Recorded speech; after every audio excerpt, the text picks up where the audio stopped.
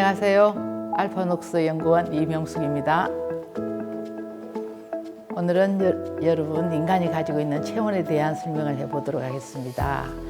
사람은 늘 열을 가지고 있습니다. 36.5도의 체온을 가지고 있고요. 그건 이제 항온 동물이 항상 온도를 가지고 있다 해서 항온 동물이기도 하고, 또 우리 인체는 자동으로 열을 낸다고 해서 자연 연원의 일종이라고 말씀드릴 수 있겠습니다.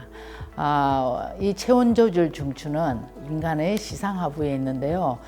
따뜻한 체온을 조절하는 온열 중추는 전시상하부에 있고요. 한냉을 조절하는 체온 조절 중추는 후시상하부에 있습니다. 그렇다면 우리 체온은 어떤 온도를 체온이라고 할까요? 피부의 온도일까요? 심부의 온도일까요? 체온은 몸속의 온도를 체온이라고 합니다. 흔히 의학적으로 우리는 일주기 리듬이라 해서 체온을 하루 종일 똑같은 자세로 누워 있었을 때, 움직이지 않을 때 가장 높은 시간이 있고 가장 낮은 시간이 있습니다. 그걸 측정했을 때 일주기 리듬 중에서 새벽 5시경에는 내가 가지고 있는 정상적인 체온에서 1도가 내려가는 체온을 가지게 됩니다. 그리고 똑같은 자세로 하루 종일 쉬었을 때 오후 5시경에는 내가 가지고 있는 체온보다 1도가 올라갑니다. 그걸 우리는 일주기 체온이라 그럽니다. 현대 젊은 사람들의 신체 건장한 성인 남녀를 조사했더니 약 70% 가까이가 저체온증으로 시달리고 있다고 합니다. 저체온증이라는 것은 36도 이하를 저체온증이라고 말씀드릴 수 있겠습니다. 흔히 우리는 체온을 잴 때 열이 없어요라고 하지 저체온증이라는 표현을 쓰지 않습니다.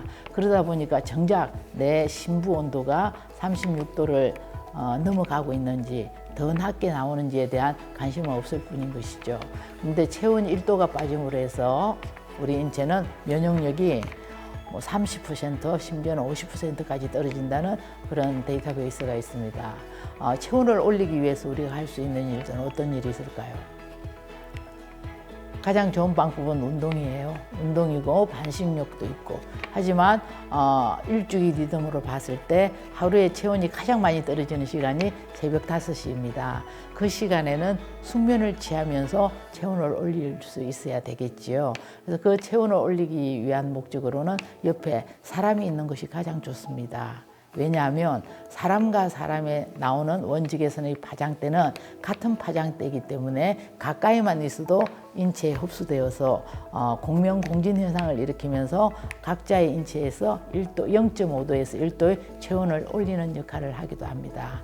저체온인 경우에는 혈액의 온도가 낮아지고 인체 내부의 온도가 낮아짐으로 인해서 산소 포화도나 산소가 많이 부족하게 됩니다. 산소가 부족하다면 60조의 모든 세포에게 산소와 영양 공급이 잘 가지 않는다는 표현을 쓸 수 있겠죠.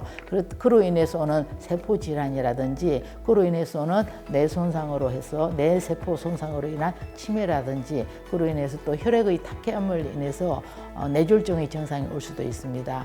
아무것도 아닌 것 같지만 체온의 1도는 곧 나의 생명과 직결될 수 있는 아주 중요한 역할을 합니다. 특히 인간은 늘상 열을 가지고 있는 항온 동물이다 보니까 내가 가지고 있는 체온에서 4도가 올라가면 해열제로 진정이 가능합니다. 하지만 36도인 일반적인 사람이 4도가 빠지면 사망에 이를 수 있습니다. 그리하여 우리 인체는 올라가는 열에 대해서는 버틸 수 있지만 단 1도라도 내려가는 데 대해서는 그만큼의 치명적인 나쁜 증상들을 느낄 수 있기 때문에 건강을 원한다면 가장 기본적인 것, 체온을 지키는 것을 무시할 수 없다고 말씀드릴 수 있습니다. 저희 알파녹스 온열 치료기 중에 깔고 자는 매트 치료기도 있고요. 여러 가지 또 누워서 하는 견인 치료기도 있습니다. 거기에 나오는 이 온열은 파장대를 인체의 파장대와 동일한 파장대로 실현시킨 유일한 제품입니다. 알파녹스의 제품들을 한 번 더 눈여겨봐주는 그런 시간이 되어줬으면 좋겠습니다. 체온에 대한 강의는 여기서 끝내도록 하겠습니다.